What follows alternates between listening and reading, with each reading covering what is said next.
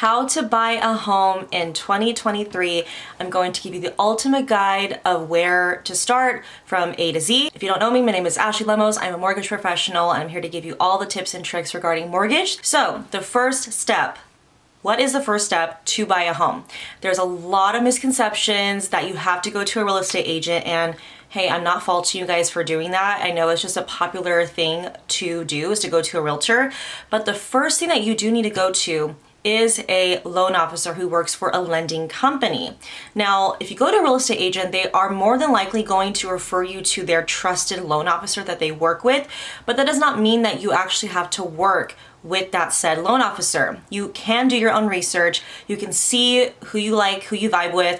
A lot of my clients, they find me on Instagram. So that is something that you can do to get a feel for their personality, their knowledge.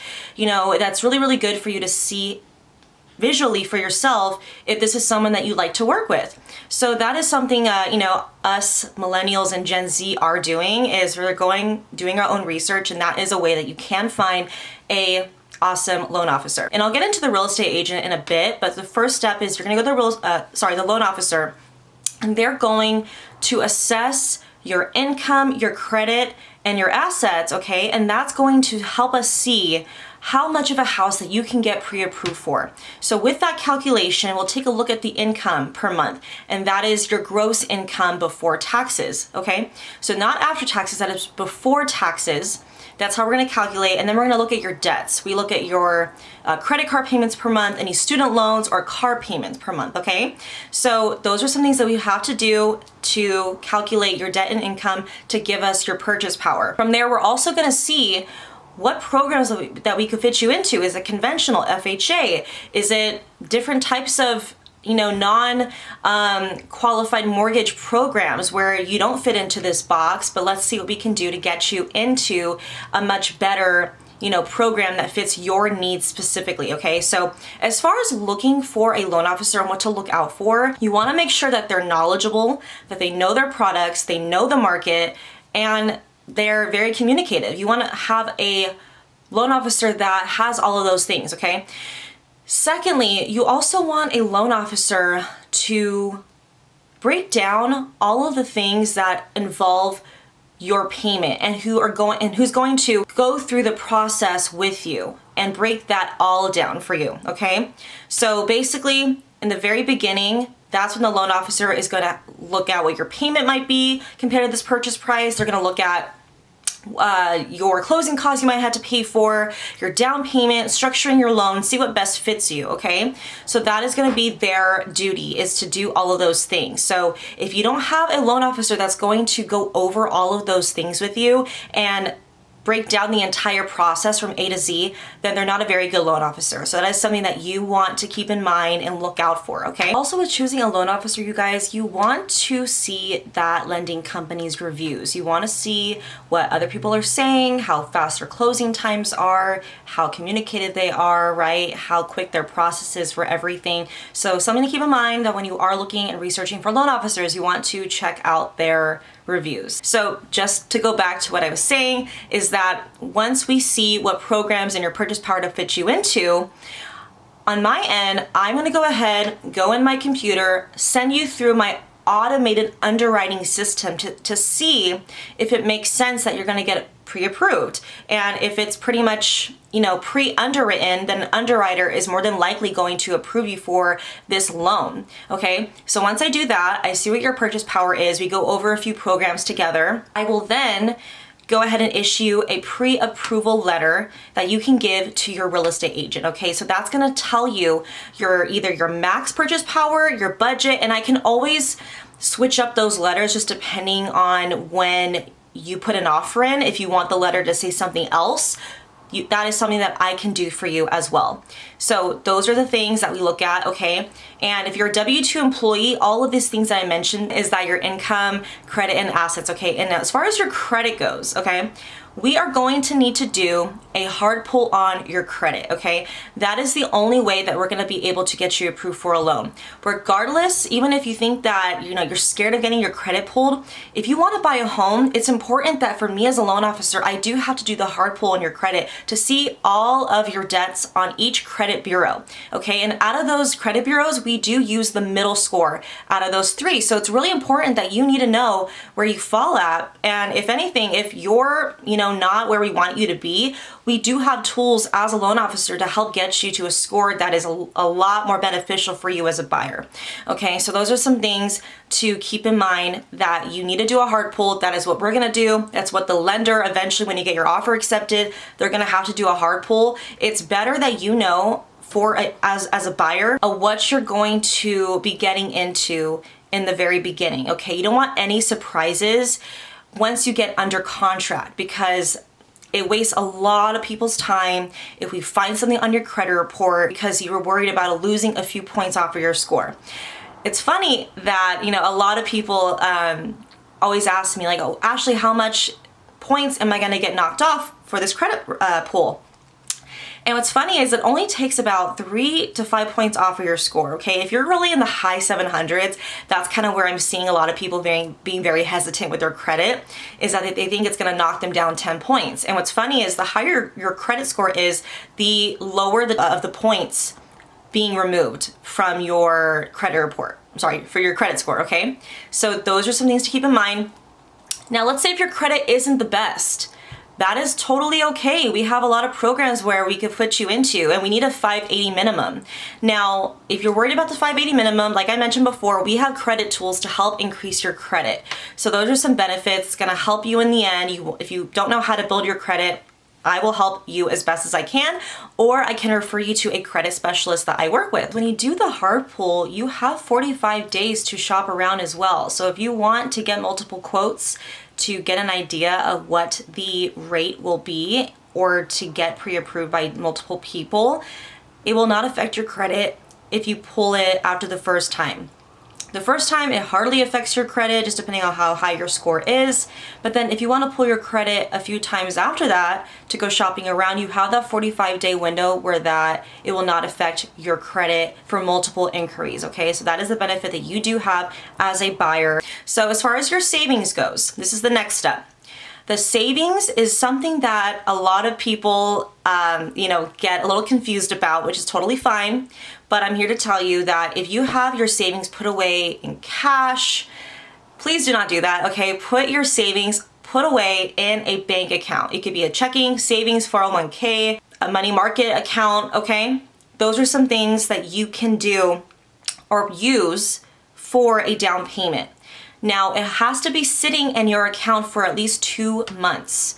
They want to see that your money has been seasoned in there for at least 2 months. So if you're thinking about buying a house pretty soon, if I were you, I would deposit that money, okay, before you get pre-approved, because that is gonna look a lot better for your situation in the end, okay? So please do not stash away any cash.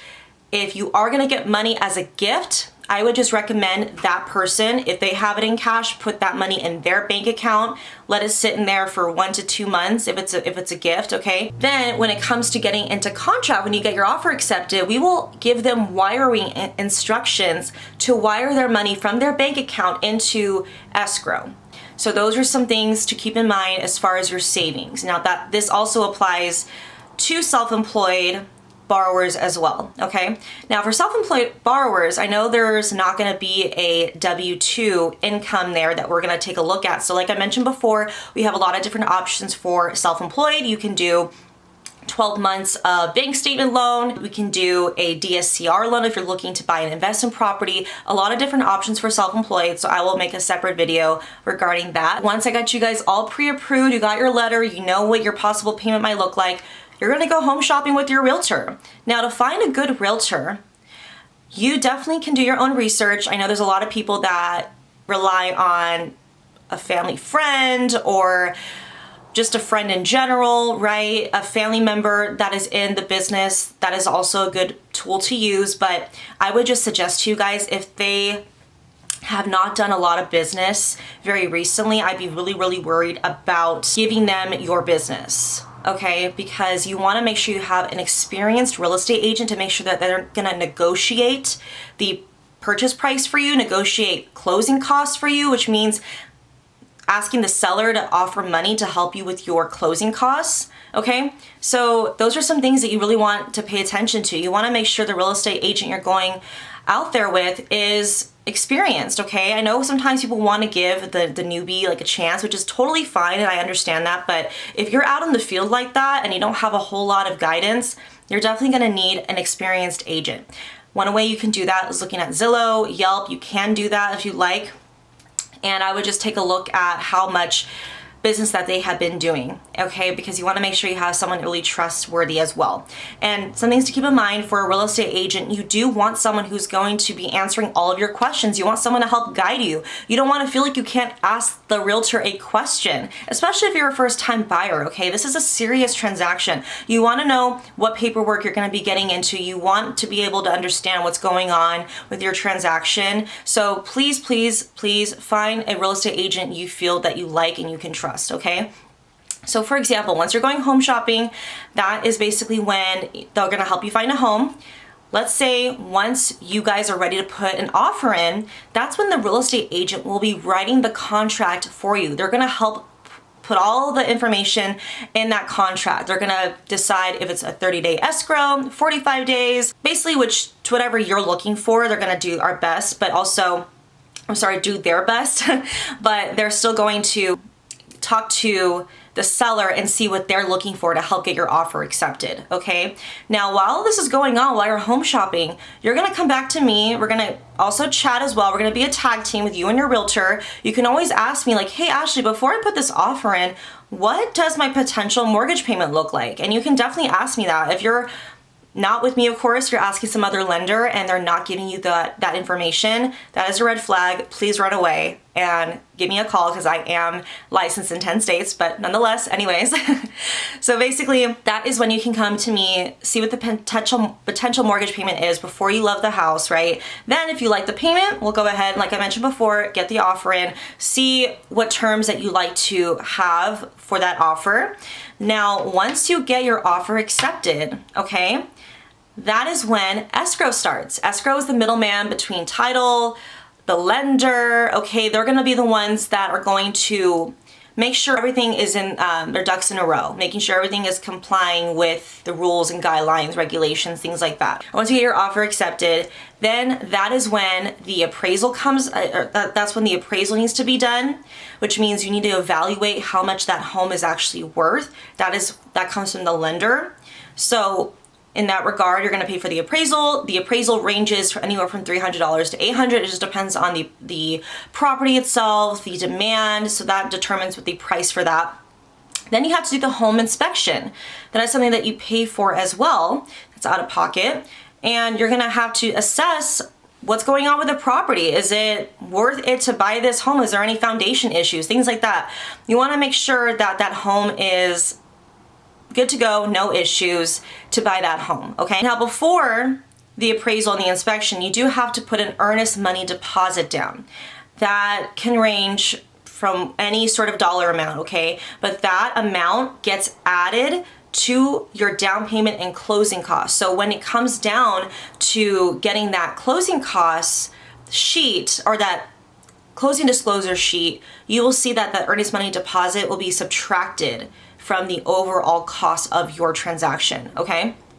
Now, while all of that's going on, the appraisal is being paid for, the inspection, I, as your loan officer, I'm going to give you a loan estimate. Now, that's gonna show you what your down payment is, your interest rate. That's when we're gonna lock in your interest rate at that time, okay? I know that people are always interested to shop the rate very, very early on, and yeah, you can get a general idea, but we cannot lock your rate until you guys get into contract. So that's when we can definitely give you an idea of what your payment will end up being, is with that loan estimate, okay? So as your loan officer, I will go over what these costs mean, like the lender fees, title fees, escrow fees. Title and escrow is chosen by the seller. So they get to determine what title and escrow company that they end up using, okay? So that's part of what makes up those fees. Now in California, your closing costs are normally about 2% of the purchase price. So along with your down payment, roughly your closing costs are going to be 2% more in addition to the down payment. So just something to keep in mind. Now that the loan estimate is something that I will go over with you. I will let you know what these fees mean. I will give you an idea of how I structured your loan and if you don't end up liking that, but luckily, I'll make sure to go over that with you before the loan estimate goes out. So at least you know what we talked about, and the loan estimate will show that of what we talked about. Okay, so that's gonna give you a very, very good idea of what your potential mortgage payment is going to be. Now, this does not mean that that's your final payment. The loan estimate is very, very close to what your payment might actually be. When the closing disclosure goes out, which is a little bit down the road after the appraisal comes in, things like that, that's when the real numbers are going to come in as far as your final mortgage payment. A lot of people assume that their final payment is their loan estimate, and sometimes that could be the case, but it just depends on a lot of different factors. We have to assess the property taxes. We also don't know what your homeowner's insurance is going to be. That is something that you have to choose as a buyer. So I'm going to do my best to give you an idea of what your homeowner's insurance might look like as part of your mortgage payment, but that could definitely change, and that could either be a little higher or a little bit lower, just depending on the company that you guys end up choosing. Now, I'm a person that I like to under promise but over deliver. Okay, that is the type of person that I am. I tend to quote my clients a little bit higher on their mortgage payment for the loan estimate. Then when it comes to their closing disclosure, it's actually like a few $100s off than what they were expecting. So I always ask them, are you comfortable with this? Now, if it's lower than this, that would make you happy, right? So of course they say yes. So I always kind of like to surprise them with better news near the end than me quoting them too low, and then it ends up being higher in the end. I don't want to set you guys up for failure like that, and that's not fun. So I always have to have that conversation that this is not your final payment, and a lot of times your payment is lower than what I'm giving you right here. So that is something to keep in mind, okay, as far as your loan estimate goes. And as far as the rest, the middle of this transaction, all those moving parts are gonna have to happen. We're gonna see the appraisal, inspection. We're going to have paperwork from title coming in, for escrow coming in. And once all of that is said and done, you're going to have loan docs go out. Now this means a notary will come to either your house or you can go to their office and they will help you sign loan docs. That's where the final paperwork and your payment and all of that will come into play is where the loan docs are, and your entire cash to close that you will need to finish this transaction, okay? Once you guys sign that paperwork, you're all good to go. Then you pretty much get your keys, and depending on the company, the escrow company, you can get your keys that same day, the next day, a week. It just really, really depends, honestly. But that is pretty much how you buy a home. You guys, it also costs nothing for you to get pre-approved. There is a huge misconception that it costs you money to get pre-approved, and it costs you nothing. If anyone's charging you anything, please run away. That is a red flag, okay? Just an FYI. And then secondly, as far as using a realtor to help you with buying a home, that is completely free to you as well. Who pays the buyer's agent is going to be the listing, the listing agent who's going to help that seller sell that house, right? So the listing agent splits their commission between themselves and the buyer's agent. So using a real estate agent is also very free to you guys, okay? I just want you to know that, so you're not going in thinking like, oh man, I don't want to have to pay for this to use this, right? All of this is to set you up to be successful to buy a home. So you don't have to worry about paying anything up front, okay, to use a loan officer and a realtor. It's really that simple, you guys. It's just about seeing what the numbers look like for you. It's just about income, credit, assets, like I mentioned before. Once I'm done looking at that, I look at your pre-approval, see what you can get pre-approved for. Home shopping with the realtor, write up a contract, okay? That's when all the paperwork starts. The numbers really start with the loan estimate, right? The appraisal, the inspection, all the other tiny paperwork sign loan docs, and you got your keys. It's really, really that simple, you guys. So if you guys had any questions at all, please feel free to let me know in the comments. Again, I am licensed in 10 states. I'll leave my Calendly link below if you guys want to book a consultation with me, other links like my Instagram, things like that. And that's it for now. Hope to see you guys in the next video. Bye.